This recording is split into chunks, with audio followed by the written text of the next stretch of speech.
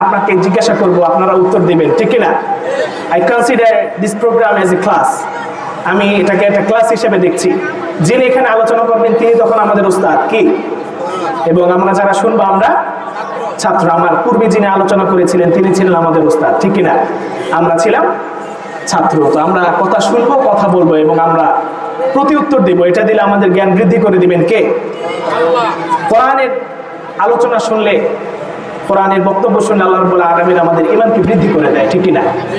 আল্লাহ রাব্বুল আলামিন পবিত্র কোরআনুল কারীমের মধ্যে বলছেন, وَإِذَا تُلِيَتْ عَلَيْهِمْ آيَاتُهُ زَادَتْهُمْ إِيمَانًا وَعَلَى رَبِّهِمْ يَتَوَكَّلُونَ।